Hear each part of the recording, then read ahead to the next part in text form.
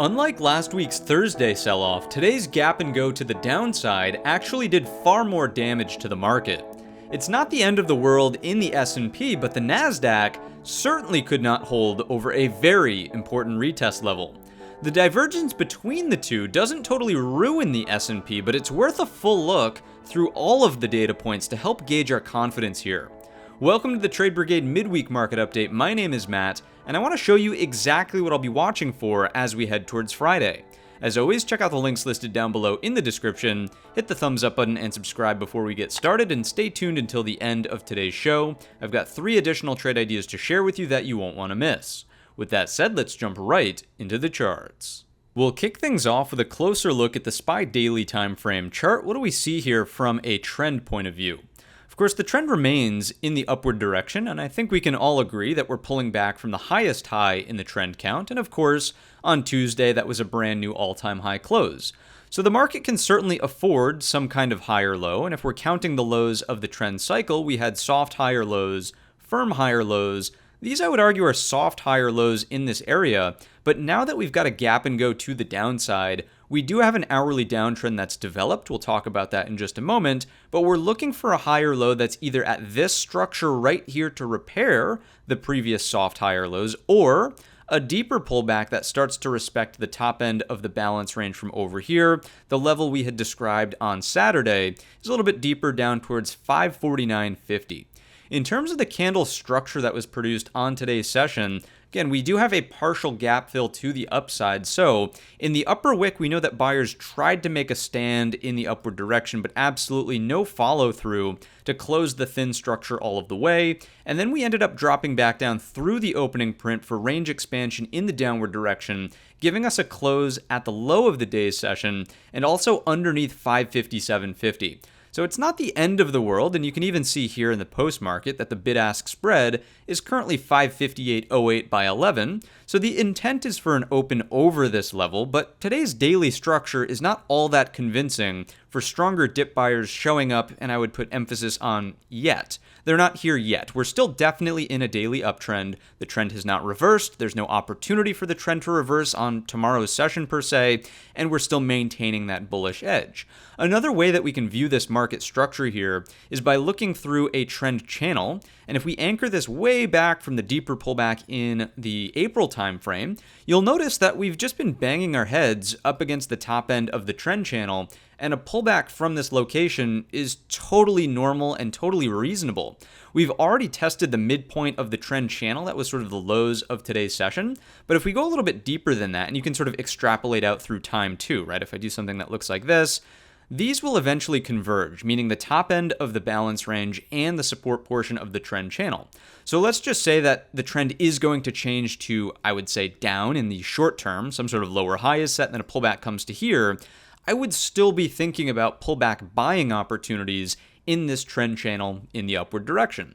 Another thing I want to point out here, because it just makes the divergence that much more obvious over on the Nasdaq, is the daily 20 SMA. That's the orange moving average that we've just added to the screen here. We're well above that, and we're pulling back towards that area. You can see that it's acted as support once the market had gone sideways for long enough to actually catch up with that area. Could it be possible that the market produces a similar situation where we really drift into a longer run daily balance range? The 20 SMA continues to drift in the upward direction. When it provides confluence, that's where we see follow through back to the upside. It's a possibility and just something I want you to consider. The main takeaway on the daily time frame chart is just that the trend has not changed to down. There is no indication here, although yes, we did get a gap and go to the downside. There's no indication that markets are going to sell off aggressively, flip into a weekly downtrend. Oh my goodness, Armageddon recession. It's going to be the nastiest sell side pressure we've seen in a very long time. We're not at that stage yet. If we bring it on down to the hourly time frame chart, we can start to get even more nuanced and granular to sort of navigate the end of this week. So on the daily chart, I was starting to suggest that we had an hourly downtrend, and I would say we do. We have highs, and on today's session in the upper wick, I would count these as lower highs. We also have lows from either the Tuesday session, or you could count the Monday lows from in here, and now we have lower lows. So although very, very nuanced and short-term currently, this is beginning to emerge as an hourly downtrend. So sitting on the lowest low of the hourly downtrend means that if there's a counter trend move in the upward direction and sellers step up here, it could yield another lower high, and that would keep the trend in the downward direction on the hourly time frame chart. So it sort of leaves it up to interpretation. Where do we come bullish back on the hourly chart for follow through into the all-time high? And I would start to argue when and if there's a move to trade into the gap, when and if there's a very obvious look below this level, failure back above to give us a Brigade bolt on the hourly chart with some sort of higher low over 557.50, in which case your target would be the gap close and then the all-time high.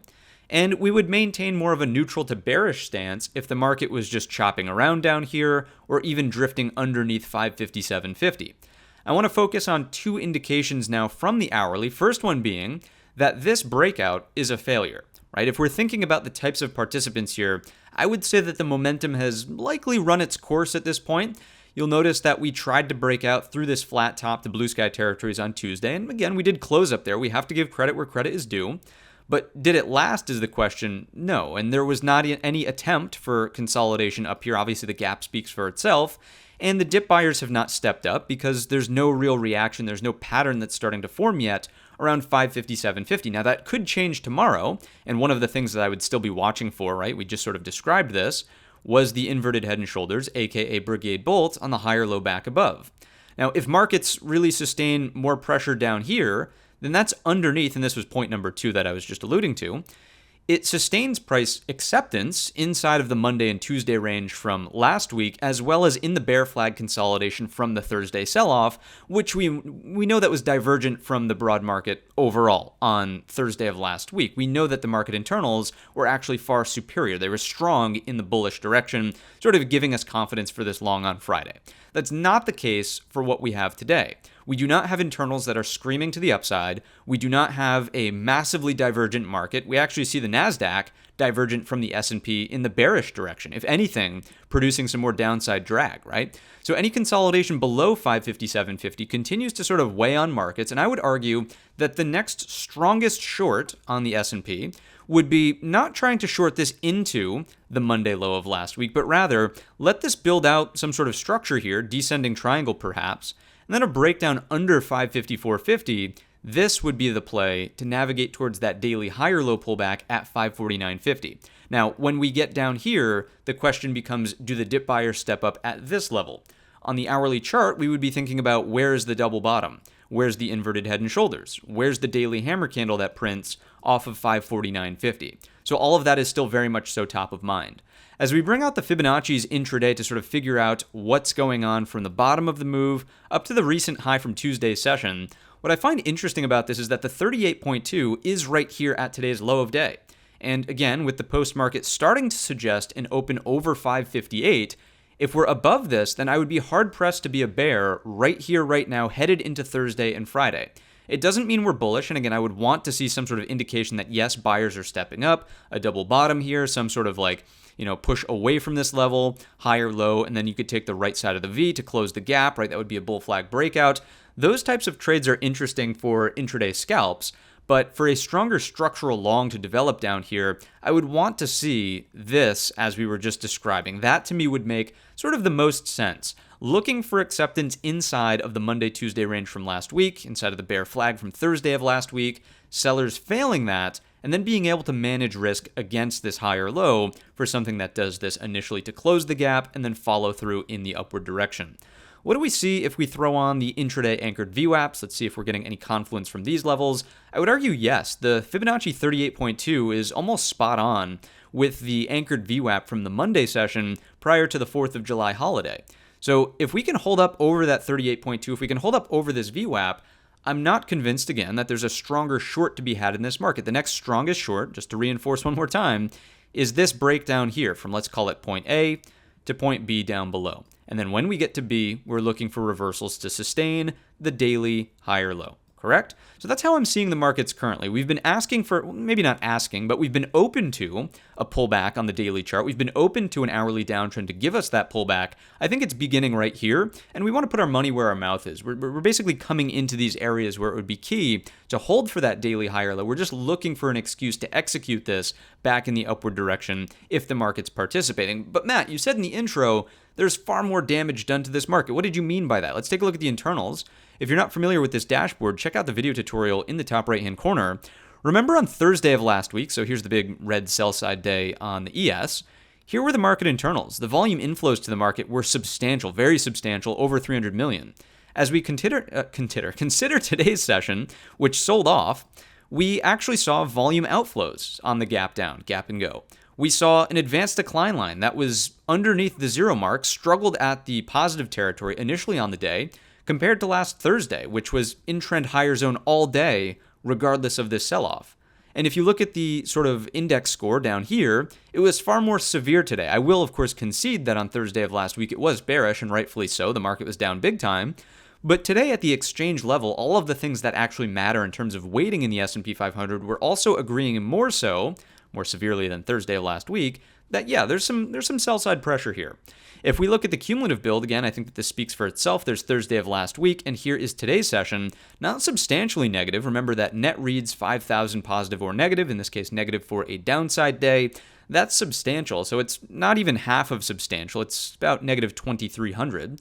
But definitely more bearish than what we had on Thursday. So the point I'm trying to get at is the exchange level participation is not divergent from the sell side pressure that we've seen here, and we might want to more strongly consider what's happening in the Nasdaq and the relative weakness that's there to sort of think twice about the long opportunities that potentially present themselves on this S&P pullback. And I think I've been very clear about wanting to see this failure below and then the higher low above if we're going to take that long back in the upward direction. If this is a straight shot higher, it would likely be very difficult to capture that off of the open on Thursday. That's where that right side of the V and our risk reward really needs to be centered around, scalps and very short-term intraday trades around this gap range and then possibly trying to navigate back up towards the all-time high. If the bears are going to make a stand, we know that this is ultimately what we're looking for. Let's move along to the market profile for the ES futures here. And something that I want to point out is, again, the difference, if you will, between Thursday of last week and today's sell-side pressure. Notice that on Thursday of last week, the sort of value area, and by the way, if you're not familiar with the market profile, another video tutorial for you in the top right-hand corner, the value area and point of control, at least in terms of point of control, was almost unchanged from the previous Wednesday rally to the upside. We know that volume was not really confirming that breakout on Wednesday, and the point of control was unchanged here. Well, if you compare today's Wednesday sell-off and gap and go to the downside versus our Tuesday value area and point of control, instead of just being overlapping and sideways on the point of control, this is completely breakaway to the downside, indicating that we have trapped overhead supply. Right? So that's even more of a downward pressure for markets here, making us think twice at least before aggressively, looking for further downside. When I think about what we just described on the S&P cash market, where I said, hey, we want to see a sweep of these lows and then a higher low back above to get that long entry, what comes to mind is the repair of the poor low from that Thursday session of last week. Remember, we had 3 TPOs flat across the bottom. That's the improper end of the auction if the market's going to repair that. So sweep it, move through it, repair it, and then come back above and inside of today's Wednesday range, that's probably a long I would entertain for something to come back up, test the high of day, and possibly the gap after that. In your ES futures, just to give you guys these reference points, that would be 2630 at the low of day from that Thursday session last week, and the higher low back inside of today's range, of course, would be 5633. As we jump back on over to the platform, let's just reset this, and we'll come on over to our QQQ Nasdaq 100, and we'll continue along with the analysis. So obviously, there's a pretty stark contrast here between what we just saw in the S&P and the Nasdaq. You'll notice that we are not pulling back from the highest high. On Monday and Tuesday, we actually set a very nuanced lower high, and we're also not holding up over the top end of the previous balance range from back here. The equivalent in the S&P 500, this level at 468.25, right, would be 549.50. clearly we've broken and closed under that level out of the Nasdaq. And we know that there's further downside pressure in the tech market. We know that there were some geopolitical comments made at the conference where, hey, there's possibly going to be some tensions around semiconductors coming from Taiwan, right? The China tariffs, the whole 9 yards. So we understand why this breakdown is taking place, but on a relative basis, just understanding the technical structure, on the daily chart, I would say that we're not holding up at the key component for a daily high or low. We're actually not pulling back anymore from the highest high in the sequence because we did drift into, although very short-lived, an hourly uptrend on the Friday and Monday combo. Now that we're back in a downtrend, I would start saying highs, lows, very possible that this just starts to act as a lower low. And the threat, of course, on the Nasdaq daily is that you start to see a lower high inside of this range, which could potentially build out a longer run. I'm not saying that we're there yet, but it's something to consider, is a longer run head and shoulders to produce a stronger reversal pattern on the daily. Then your neckline flush would be way down here at 475.35. If the market's going to recover out of the QQQ, we would just want to see clearance of this level, the gap to close, and battling for acceptance in what I would argue is the engulfing bar from last Thursday. That level on the lows is sort of towards the upper third of the gap range that's left over. That's 491.25. All right. On the daily time frame chart, I also want you to sort of be aware that we are puncturing and pierced. We've closed below the lower edge of the weekly expected move. So when I put the pieces of the puzzle together, is it possible that we see an oversold reaction out of the QQQ, even if it just yields a small upside movement like this tomorrow? I think the answer is yes, and if that takes place, you're probably going to see an S&P 500 that's also bullish, right? And although it might not solidify, oh my goodness, here comes new all-time highs, it could help us lean into a better bull trade for the Thursday and Friday sessions. As we move on down to the hourly time frame chart, what do we see out of this price action? You can clearly see now the lower high. And notice that the lower high does respect structure here. We had the high of the Tuesday session last week, the Wednesday opening range, which broke out, of course. But that's what's acting as your lower high. So it's not that the QQQ Nasdaq is just willy-nilly, oh my goodness, it's breaking down on some news. There are some structural shifts at the technical level that are suggestive of a downtrend, right? You could consider this an H pattern. We gapped down through the equal low. We know the rest is history. And this is now the threat. Right? A lower high here builds out that daily head and shoulders reversal that we were just describing. So I think it's very straightforward. I don't think we need to spend too much more time on this one, but your Brigade bolt looks like this. If we're going to be back to bullish, firing in the upward direction out of the Nasdaq, higher lows over 486.75, definitely helping the upside pressure out of the S&P 500. If we catch ourselves for a lower high underneath 486.75, I would certainly be willing to entertain this as a short opportunity to sort of keep the S&P a little bit more neutral. We'll talk about the IWM in just a second. That's kind of your danger zone here out of the QQQ. So I would say the top watch into the end of this week has to be the top end of the balance range here at 486.75. As we bring out let's go firstly to our intraday anchored view apps. Notice that this longer run anchored view app from the original gap up, this was CPI many cycles ago, right? 2 cycles ago, I shouldn't say many. That is confluence with that 486.75, offering the opportunity for that lower high rejection. I like it, right? You're underneath all of the anchored view apps versus the S&P, which still has some below. As we take out let's come in here with the Fibonacci's from the bottom end of the rally up to the tippity top. We're now underneath the 61.8. We did not see a buy-side reaction off of that 61.8 to sort of preserve or decrease the likelihood of the 100% retracement. So now if we get our lower high rejection below, I would say that the odds of the 100% retracement are dramatically increased out of the QQQ Nasdaq 100, offering downward pressure in the S&P. So when I talk about damage being done, it's primarily coming from this structural loss of the level at 486.75 in the QQQ. Another thing to at least point out here is the lack of even intraday, right? Even intraday, there is no buy-side pressure to hold up over 486.75. The first hourly bar has no problem, if I just zoom in here, smashing right through the level and closing weak below. Intraday, we actually set a lower high underneath on the second hourly bar of the day. As we jump on over, before we do that, I'm jumping around a little bit here, but I do think that this is important. Let's clear up these Fibonacci's, and I want to be congruent with what we just did in the S&P 500 because this also tells some of the story. We were punctured through the top end of the resistance trend channel, and now we're coming back down towards the midpoint And if we do something that looks like this with our 20 SMA, notice that we are underneath the 20 SMA in the Nasdaq. So when we talk about divergence in the S&P, I think it's very obvious when you use some of these indications. Now let's go on over to the Nasdaq side of the internals and see what's going on over here. You can see substantial volume outflows underneath negative 400 million on today's session.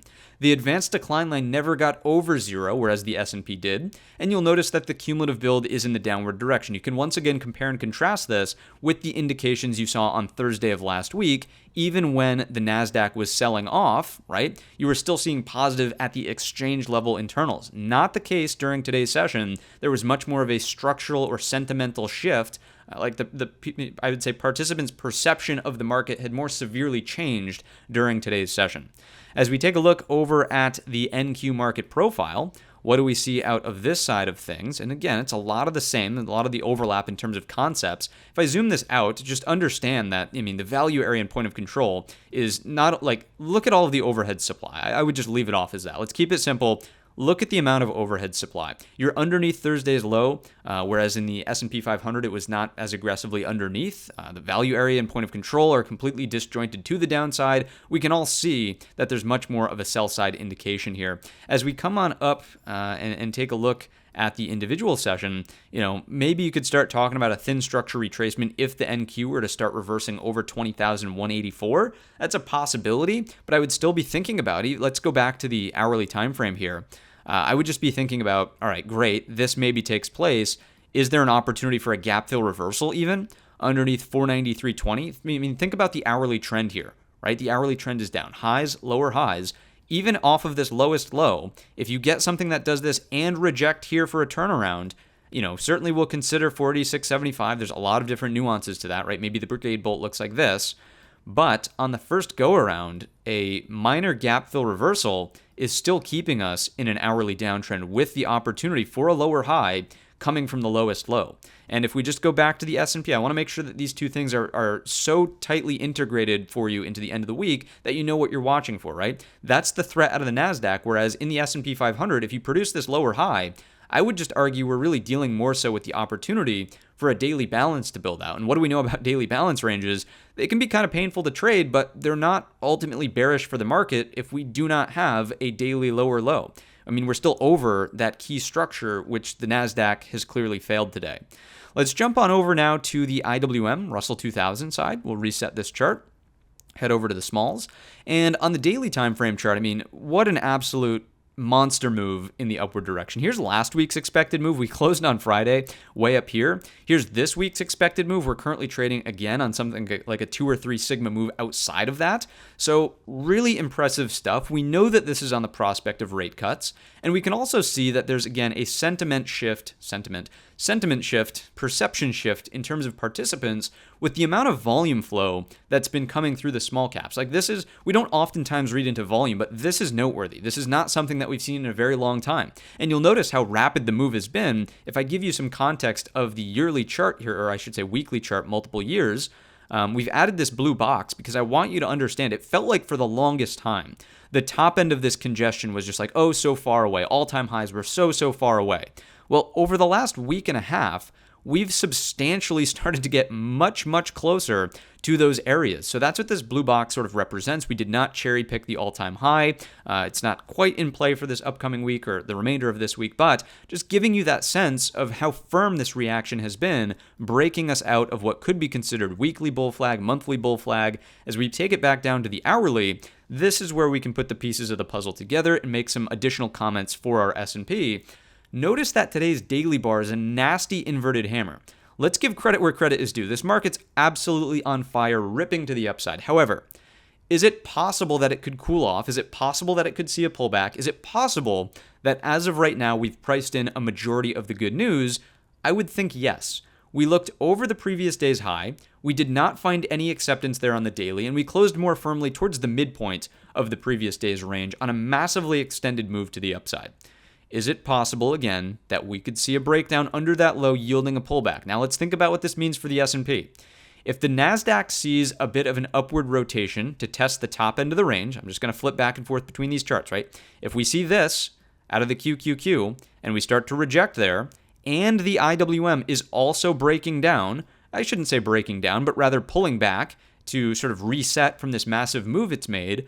What does that spell for the S&P 500? Probably some sort of pain, right? When the small caps and Nasdaq side of the market are both moving in tandem in the downward direction, and we're not seeing the divergence at the exchange level, we are seeing the weakness at the exchange level here in the Nasdaq and the S&P 500, or I should say NYSE, then I think that the writing's on the wall. These two things pulling back, even if the Nasdaq tries to get a counter trend move into this, sort of spells pain. It's got to be clearance of that out of the Nasdaq. And when I say that, I'm referring to the 486, 75, 25? Let's zoom in so I get you the proper level. 75. 486, 75. It's got to be above if we're leaning on more bullish outcomes in the S&P 500 for a more severe rotation back up to the all-time high. So, finishing up the small caps here by moving down to the hourly time frame chart, seeing what else we can learn. You can clearly see in the upper wick, it's not even like we had hourly acceptance through the day and then we failed into the afternoon. It was very short-lived opening drive to the upside that looked over the high and quickly failed back down into range, consolidated all day. We have a very clear breakdown point that's going to be underneath your previous low, under 222.50, looking for the pullback, and again, looking for that not so much help anymore in the S&P 500. We'll come in here with let's come in with the intraday anchored VWAP. Notice that you could start to look for a gap fill reversal from the Tuesday session. That would strike me as being, very, very reasonable. That's 219 closes down to 218.20, and it's also the anchored VWAP from the first initial gap and go on CPI of last week, right? We can also come in with the Fibonacci's. That's come from the bottom end of where the origin of this move basically was up to the recent high. 38.2 is here. Right at the consolidation from Monday's session. I'm also curious to see, and this would just reinforce that a pullback to here is reasonable and keeps you bullish in small caps overall. But I'm curious to see what happens from the gap up low to the most recent high. And yeah, look at that. Your 38.2 is basically sitting at the gap range, the anchored VWAP as well. I do like that in terms of confluence around the 219. So the case has been made for IWM's pullback into this level when we get here thinking about reversals, possibly back to the upside, building out a balance. Let's call it a daily, a weekly bull flag, and we'll see if we can get that next go around to bring us to all-time highs eventually. It doesn't need to go there now on a 2 sigma move outside of the expected move. As we check in on the Russell internals, let's just make sure we're all squared away on this one as well. We do see volume outflows during today's pullback. We are struggling at the zero line, and the cumulative build is also negative. And we can finish it up with our Russell futures on the market profile just to get a sense for what's happening with the value and point of control. So I love this. I love the value staying inside of the Tuesday range, not much, zero value progression in the upward direction. The point of control actually drifts lower. Very, very interested in the opportunity for a pullback or breakdown underneath today's low to get a pullback towards this gap close. In the cash market, we just talked about 219, 218. In the futures, it would be down towards 2220. Jumping back on over to the platform here, the next conversation to have really revolves around the S&P sectors. Another reason why in the intro I said, yes, there's a divergence, but it's not the end of the world. It's not going to ruin the S&P. Is because if we look at the performance of the sectors, it's not like everything has sold off here. We're seeing select pain, and rightfully so, in the semiconductors and the technology sector, but we are still seeing sustained rotation into very interest rate sensitive names. And a couple of these interest rate sensitive names, one of the one that's really leading the pack here is financials. Financials are the second heaviest weight sector by market cap. Your S&P 500 is not going to fall off of a cliff and drift into this nasty daily, weekly downtrend if financials are participating in a breakout. We'll look at the structural chart in just a moment. Another name that's green on the week so far is the XLV. That's the third heaviest weight sector by market cap. And yes, it is technically more D for defensive, versus risk on. But because of its weighting, you're also not going to see an S&P falling off of a cliff if that's still performing well. So we know that this is an isolated instance of rotation out of tech still into some of those more diversified sectors that are sensitive to rates. Let's check in on the structure and let's just very high level stuff. Financials breaking out of a balance range, weekly bull flag. How could you possibly be bearish here? Into the end of this week, yes, you could see a pullback to retest the top end of the range, but bank earnings so far have been absolutely stellar. We heard from JP Morgan, we heard from Bank of America, everything's going great. Is it possible that a higher low could be found over the top of the flag range and then get continuation higher? Absolutely. So unless there's a failure back down under 4250, I would still maintain a bullish stance, more of a bullish and optimistic stance in the S&P based on this relationship. Next up, energy. Double bottom, breaking out over the neckline. We said that this was likely a matter of time with crude oil, certainly higher. So liking the break. It's a lightweight sector, so it's not going to make or break the S&P, but certainly upward pressure is upward pressure. Real estate, very rate sensitive. We all know that. Screaming to the upside. It's, again, lightweight, but when do we pay attention to the lightweight sectors? When they make new pivot or swing highs. What is this today? A new pivot and swing high. So I would say that this is certainly contributing some sort of upward force for the S&P. Consumer staples starting to break out of this balance range. Once again, conceding the point, D for defensive, yes. But does this chart look bearish? Does it look like a bearish rotation where there's no hiding anywhere? The whole market's suffering? Absolutely not. Industrials, what do we see here? Another big range breaking out. Remember, the longer the range, the longer the anticipation, likely the larger the break. And this is just sort of the beginning here. So we've come from wall to wall, as we call it, bottom all the way to the top and breaking out. So the pullback or consolidation over the highs here at 126 would not strike me as being unreasonable. These are blue sky territories up ahead. Once again, a bullish look for the market. I would be concerned if this was breaking to a new lower low. You're just not seeing this in any of the sectors we've covered so far. Materials, longer run balance. Is it going to go for the wall-to-wall move up towards the highs? Not convinced with the inverted hammer from today's session failing outside of the prior day's range, but generally speaking, improvement off of the lows. No longer a threat underneath the neckline of what could be considered a double top. We did not get a lower high. I don't want to say we're like all good, it's clear, but certainly feeling better as opposed to worse. XLV, healthcare sector. Another example of a long-standing flag that's starting to break out. In the weekend video from Saturday, I think we mentioned on the weekly chart, not only is it a breakout of this range here, you got your retest. This is another more nuanced flag range like this. As this goes, I mean, the measured move is taking A to B and stacking it from C up to, again, this distance here to the upside. So talk about bullish pressure in some sectors that are not totally dominated by tech. I don't think you see a market that's really going to fall into this nasty downside. So I'm building the case for still remaining optimistic for the SPY daily higher low, but we've talked about the threats that are at least being able to be perceived into the end of this week. Obviously, SMH down 8% plus on the week, pretty ugly.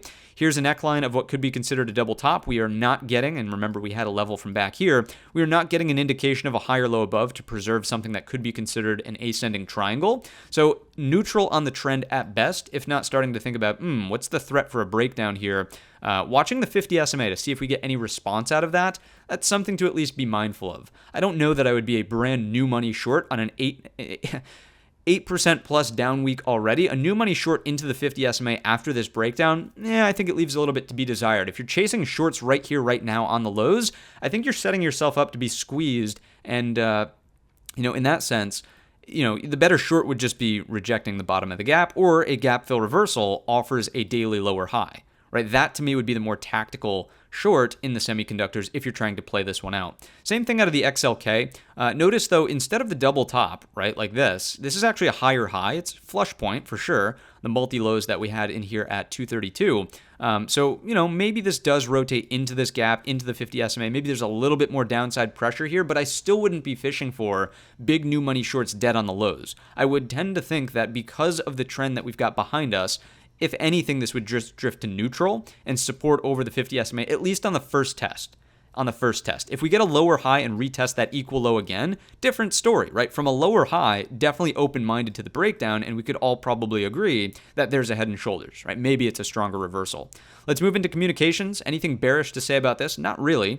I would still make the argument that this could offer a higher low coming from the highest high in the count. So, if we do stay in this range, it's developing as more so a balance. I would be more impressed if we could make a new swing high, but love to see the improvements that we've seen over the last little bit. Remember, we struggled relative to some other sectors during this time frame over here.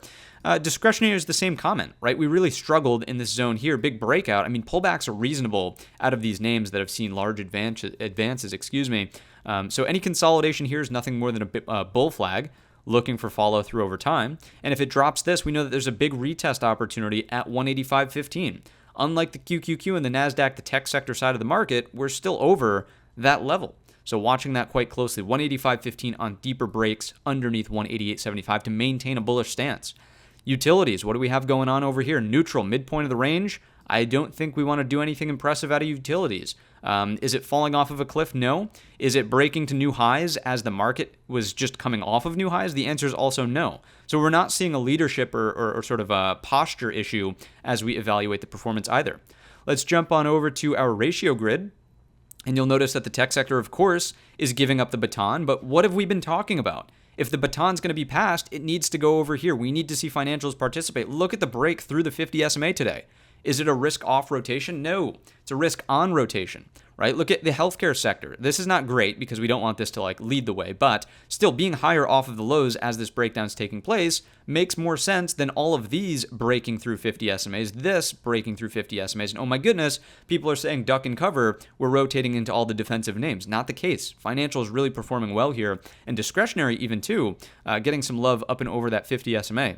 Here's a new chart layout for you. Let's take a look at the risk on versus risk off grid. So we've got SHY, XLK, XLU, XLK, XLY, XLP, and SMH, XLV. Did you capture all that? It's quite a bit. But we've basically condensed this view into one view. And these are still suggesting opportunities for higher lows. I like this sort of like equal low, higher low opportunity at the 50 SMA. Over here, I'm liking the equal low, higher low at the 50 SMA, so same concept. And over here, I'm liking the concept of the higher low off the top end of the range. All set. If we look at semiconductors versus the healthcare sector, not the greatest, and I would argue that this one is the first one to potentially show some signs of issues because we're already through this area. Yes, you could argue for the head and shoulders here, but we have not broken through that 320 level, right? So watching out for those indications. So far, this grid would suggest more of a risk-on environment still undergoing a pullback. As we look at the QQQ IWM, we were sort of, or at least I was asking for over on X, you can go find the post. I was like, hey, we should probably cool off in this ratio. And when I said cool off, I know that that might not have been clear, but I didn't want to see further downside out of this ratio. We talked about this on Saturday.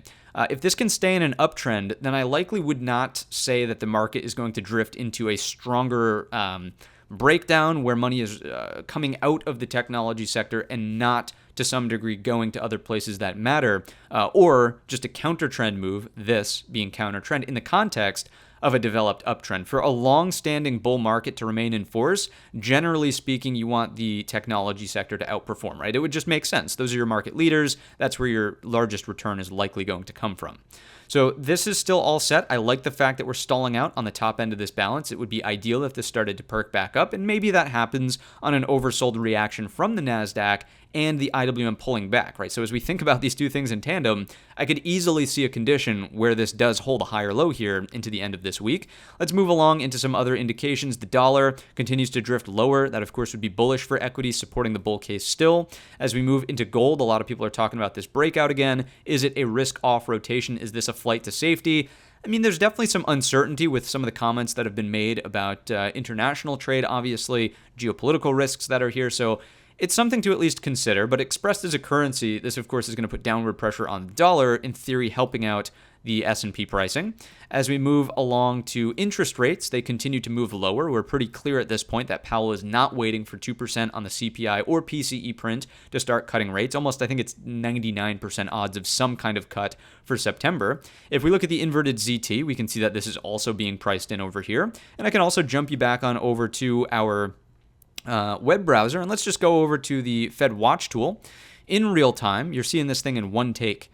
One take today. Probabilities, where are they? Right here. So the odds of a September rate cut, basically 95. The other day it must have been, it's more, a rate cut is 100% priced in. When I say something like that, I'm just saying that the odds of a pause are quite literally in aggregate 0. So pricing in a rate cut to some magnitude for September makes sense with what we've seen out of the 10-year, as well as the inverted ZT. As we consider what's going on with the economic data that's come out, this is where Powell said we're not waiting for 2%. We know that manufacturing sort of is, I wouldn't say, when I say stabilizing, I use it loosely. I just mean that we're not seeing these volatile reads to the downside. If we want to see this preserve and possibly flip back over 0, obviously a rate cut's going to help out with that. As we think about retail sales, it's not like we saw overly inflationary reads out of this. This is obviously X autos. So, you know, anything that's like out of the ordinary, not really. You're not seeing, like, the consumer still has some firing power here. They're not totally being squeezed. So I think 125 basis point rate cut would be sustainable for the market right now. I wouldn't cut aggressively, something like I wouldn't bring the Fed funds rate down to 300 basis points. That would be, sort of irresponsible. You would probably expect an uptick in inflation in that circumstance. Unemployment claims. This is the big watch for tomorrow. We've been pretty vocal about this. I've been pretty vocal about this. I'm sure other people are watching it too, but this just makes the most sense to me. Is this beat? Let's slow it down here, Matt. is this beat of the forecast a fluke, or are we going to continue to see improvements instead of deterioration out of the labor market? That's a big question to ask and answer, because we know the Fed is likely going to respond to any further weakness in the labor market. So if we get on Thursday morning, aka tomorrow at 8:30, if we get a print that's up here at 240 again, if we get something that's breaking through these highs, I would tend to think that the odds of a rate cut would actually increase for the September timeframe. And by that, I just mean because we just saw an aggregate these odds, you're probably going to skew odds even further here. You might get this to uptick to like 10% 90, so a 10-90 split, right? That is what we have into the end of the week. That would be the top watch there. As we take a look at the earnings calendar, we know that TSMC is going to be reporting before the open on tomorrow's session. Keep an eye out for that. We saw what happened to ASML. This is already down based on some commentary from over here. So, we know what's causing this. It's the sort of geopolitics. It's the global trade. It's just things to continue watching out for. But the earnings numbers will be interesting on these names because of what's happening with NVIDIA, obviously, right? Are the manufacturers of these chips actually getting the orders, or is it just smoke and mirrors? Is NVIDIA reporting numbers for the sake of reporting numbers? Now, obviously, that's a huge fraud, and I would hope not, but do we start to see improvements in their bottom line as well? Watching out for that as we move into the end of this week. Let's take a look at, and obviously Netflix is in there as well. Let's take a look at the remainder of the supporting evidence, and then we'll rip through the core list of companies. We've got the TLT ratio, no issues over on this one. Bonds relative to one another are continuing to fall into downtrends here, which is healthy for duration risk in equities.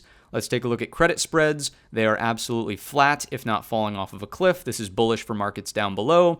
As we take a look at the HYG in isolation, it's playing catch up to a massively divergent S&P when we're thinking about generally. Just compare these levels, right?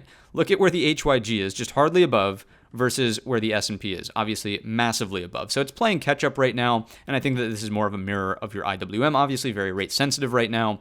Let's take a look, which would be a risk on indication overall. Let's take a look at Bitcoin. I like the look below and fail. The next step is, does this turn into an inverted head and shoulders? If we can break some sort of neckline, risk on for the marketplace. I like that out of the crypto side of things. New highs versus lows are stagnant. They are not seeing a drawdown. So breadth, although at the exchange level, when we looked at internals, they're not as stellar as what we saw last week. I mean, it's basically unchanged out of new highs versus lows. Same thing over here in SPX A200R, small improvement to the upside, definitely not deterioration. And then SPX A50R, same concept, continuing to move in the upward direction. So breadth overall continues to sort of step up and be preserved. I think that the sectors, are more of a reflection of that. But I would be mindful of our discussion earlier about the market internals today versus last Thursday. Let's jump on over to the RSP. Anything to say here? Yes. Brand new swing high. Ding, ding, ding. This is actually the first time I'm seeing this here live with you guys during the recording. I was not sure if we made this new high yesterday. That's on me. I didn't do my homework. But generally, this, of course, helps us once again think about the market not falling off of a cliff. We can get a pullback. We can talk about the rotation into the top end of the balance range here, and we can be okay. That preserves a daily uptrend, and this is certainly supporting evidence of such. If we move into the QQQE, pull back over the top end of this balance, let's see if that can persist. If it does, that would help the narrative that, okay, this is likely going to balance and not continue to fall off of a cliff. So if we hold this 89.90 in the QQQE, that would be noteworthy. We can take a look at this because, again, I was wrong about the RSP. I want to make sure that we're not wrong about anything else, or at least check in on these things. I don't do it every day, but industrials and transports playing nicely, both firing in the upward direction, getting a new swing high, which is actually kind of crazy to think about out of transports, as industrials are also making that new swing high. A lot of the banking sectors, or I shouldn't say banking sector, but rather JP Morgan certainly pressuring the Dow in the upward direction on earnings last week. Let's take a look at the volatility side of the market, increasing today on the gap down and go. Not a shocker there, so something to keep in your back pocket along with the QQQ for the possibility of maybe continued downward pressure. As we look at the VVIX, it's elevated. I mean, it's towards the highs of this range, but it certainly has not broke out yet. I would really sort of make note of that and say, to me it seems like a mild pullback until proven otherwise. If we're over 103 out of the VVIX, yeah, now we've got issues to talk about. You can see what happened in April when that larger pullback was taking place. So far, the indications are not for, oh my goodness, duck and cover, markets are going to zero, which has been our take for a little while now. The volatility futures are still in contango, working a little bit lower, but still contango here, and the one-day VIX is still underneath 1275. Let's rip through the core list of companies. Let's get the show on the road and get you out of here in a reasonable time frame, hopefully. What do we have out of Microsoft? Daily hammer candle over the 50 SMA. The only issue out of this one is that it didn't really hold up over the key area here, where ideally it would have offered a higher low for continuation back in the upward direction. So the threat I see out of Microsoft is, sure, we have ourselves a hammer candle, but any sort of attempt to go higher that stuffs under 450.75 is a threat for daily downtrends continuing. On the hourly, you could probably perceive this as some sort of Man Ray pattern, right? And your neckline is in here, / I would go as far as saying this is your key level from the big bear flag reaction there. So bears in control, yes, hammer candle today. I would say if you're going to trade this into the end of the week, your bullish scalp would be consolidation here over 442.75, closes the gap into 446.75 over 444.75. Nice and easy $2 increments to pay attention to out of Microsoft. If it goes beyond that, this is where the stronger lower high on the daily could be set. That's 450.75 once again. Any consolidation on the lows, I would not fall for the sucker short. I would not try to short Microsoft dead on the lows of this overall move. It would really require some different or alternative structure building out for a new short. And by, when I say something like that, this lower high is that attractive short. Next up, Apple. Starting to threaten a little bit of head and shoulders activity up here. You can sort of fudge it as a man, right? But a lower high that sustains underneath 232.25 is noteworthy. And then back below this level here, 228.50 would be the short trigger. So if you could spot the short here, great. You would target this, and then you would continue underneath. The reason that I still have this level here is notice that the market tried to accept below, but into the afternoon actually started to find acceptance above. So I think that this lower high attempt could very well be a possibility for tomorrow's session at the 232.25, noting that the sellers kind of failed to produce continuation, and this is more of just like a daily doji, right? Indecisive there at that level. In the grand scheme of things out of Apple, I think that this is still something that we could think about. We're not there yet, but 219 still remains a key level. NVIDIA, the one stock to rule them all. Good thing we're still on the daily chart because this is a lower high double top. This is your neckline. Obviously, this is very reminiscent of what we just talked about on the semiconductor ETF SMH. So how do we trade this, right? Again, sucker short starts to come to mind over here. I don't know that I would want to be a brand new money short after a gap down, after a lower high on the lowest low. Not really ideal. 50 SMA is right underneath us also. So I'm not saying the market can't go lower, but from a risk reward perspective, I think you've missed the initial move here, which would have been the flush underneath these lows, 127. The gap down caused a lot of it, but let's go to the hourly chart so we can actually scout how we'll be looking for this going forward. Any consolidation here is certainly just a bear flag from this perspective. It keeps you underneath the gap. Buyers are not doing their job. If you do something that looks like this, you're underneath all of this as overhead supply and all of this as overhead supply. If you break into the gap, there's probably a scalp that looks like this and continues into 127, but here I would be thinking about lower high, right? And that's where I would be short, thinking, all right, here comes the equal low. Now we're flushing the daily double top neckline. That's where the more aggressive short happens after another lower high, not coming wall to wall, right? So that would be this move here out of NVIDIA. If it's going to be a stronger long, obviously this is what stronger buyers need, over 127. Next up, Google. What do we see out of the name? Here is your infamous Man Ray pattern. Again, there's no T in that, folks. It's not Manta Ray, it's Man Ray. We've got ourselves a bear flag consolidation, dead on the lows. We've got a little range to trade for back over here. Very simple stuff. I would say that the Stevie Wonder rules are almost in play out of this one. Opening in range, if you smash 182, you could look for a bit of a squeeze into 185. If you drop the downside, be mindful of the sucker short. Don't fall victim to it. You could probably pull off a scalp, but don't overstay your welcome into the daily 50 SMA and really the long-standing top end of the balance range from back here. I would not want to be a short pressed up into a known area of previous resistance that has already acted as support. That level, 178.25 daily 50 SMA as well. Next up, Amazon. What's going on with Nancy? Same thing. I would say Stevie Wonder rules are in play. You've got this little range here. Squeeze some of the shorts into 191. 191 would be the watch. I know the arrow went through it a little bit, but this perhaps is a bit more appropriate. That's where we're looking for rejection stemming from what's now starting to look actually very concerning on the daily. You've got yourself this flat top. Remember the breakout here. Remember we classified it as an ascending triangle. If this is a failure and we stuff for a lower high under 191, I would likely assume that maybe not like over the span of the end of this week or even next week, but wouldn't be unreasonable to move to the bottom end of that pattern here at 170 on a failed breakout. Again, very, very aggressive. We're not talking about today, tomorrow, the day after that, but over time, as long as we're under 191, either consolidation or further downside, as this says, you know what? No dice on the break. Buyers are not being rewarded. Next up, Metaverse. This was a great trade. If you didn't see this over on Twitter, or X, I should more appropriately say, we did talk about the flush point that was here at 493, the fact that we crushed underneath it on the Tuesday session, closed below the 50 SMA, back-to-back inverted hammers, clear lower highs. Here it is on the hourly. You could think of this as a double top, right? There's your neckline. Look at how many interactions we had. That technically weakens the level. We gapped the gap and got follow through into 462. So this is definitely not a bullish looking chart. This is not the time for new money shorts dead on the lows. I think that the equal low flush would have been the most attractive entry here, if not just gap and go for today's session. So walking forward, if we find support here, any lower highs fly for a lower high short underneath 493. That's, keep it simple there. No need to overcomplicate Meta. I would not be fishing for new shorts under 462. Next up, Tesla.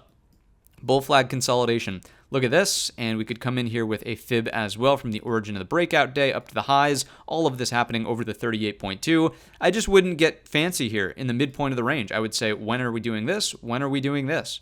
And really keep it simple here out of Tesla as well. No need to, enter in the center, exchange in the range, and dare I say it, cover the kids' ears, diddle in the middle.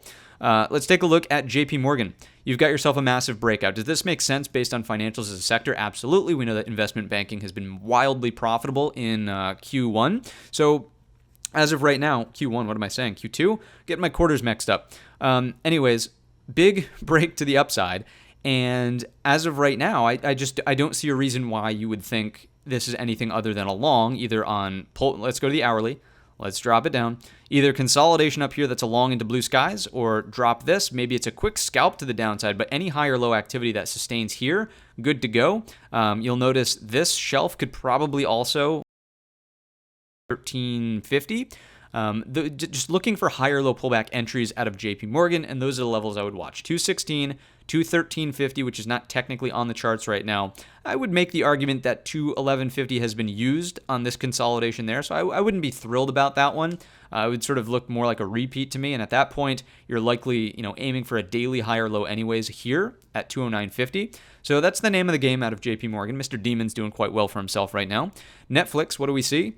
Range breakdown starting to take place. It looks a little bit like a look below and fail to me, so I'd be very open-minded. If the broad market's going to rebound tomorrow, if this is a big oversold reaction out of the QQQ, I would tend to think that this is an idea to the upside. Brigade Bolt over 648 is possibly a rotation to the top end of the range. I wouldn't go as far as saying that. I know I just said it, but I would more so be thinking about 655.50 as a possible lower high. Something that more so looks like that and rejects there to sustain more of this longer run breakdown of the overhead range. So that's Netflix. Next up is AMD. Massive breakdown, very similar to NVIDIA, but stemming from a double top up here, right? You're underneath that neckline. You're underneath this on the professional gap down. And you're also, this is a key component. We made note of this in the pre-market prep this morning saying, hey, coming into the top end of this range, it wouldn't be unreasonable for dip buyers to maybe try to step up here. Just like in the Nasdaq, as we evaluate the first hourly bar, is there any indication of dip buyers stepping up? The answer is no. So without that, I would tend to think that lower high opportunities that keep us in the range, aka underneath 168.60, are really the name of the game. Again, suckers short. I don't know that I would want to be short dead on the lows as we approach the bottom end now even of the range. A bulk of this move has taken place. I think you want to be tactical about looking for the lower high entry on a failure at 165.50. These highs from back here, even this one, sorry, that's 4. 1, 2, 3, 4.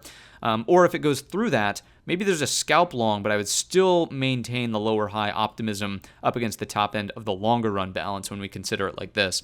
I've got 3 additional ideas for you on tonight's episode. The first one's Goldman Sachs.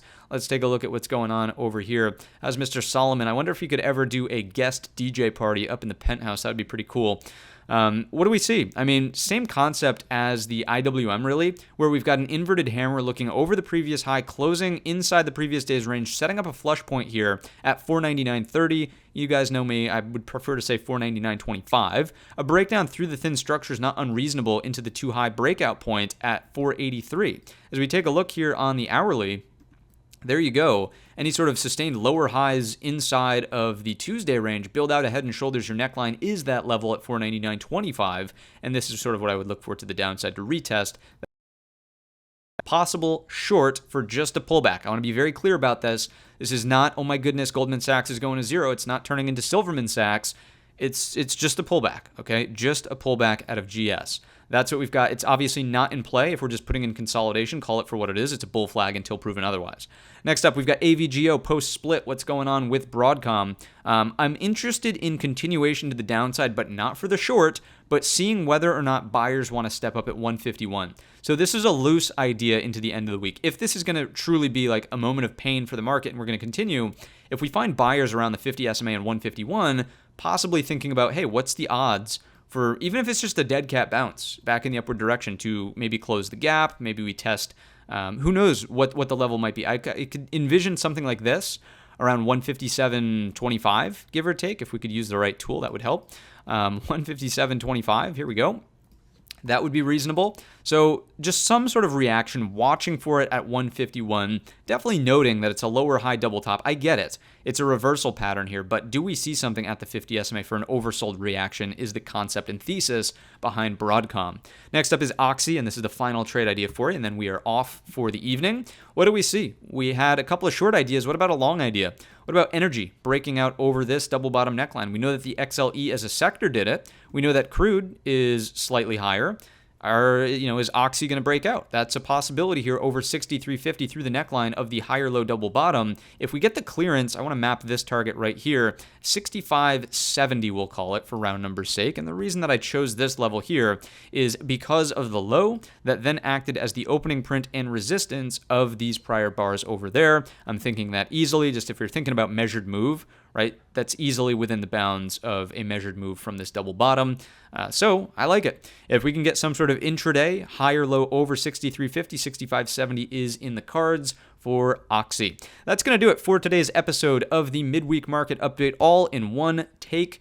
This one was getting to me a little bit. So we got the job done, and we may or may not see you for tomorrow morning's pre-market prep. There may or may not be a call like we had on the Monday or Tuesday session. Had to tap out a little early.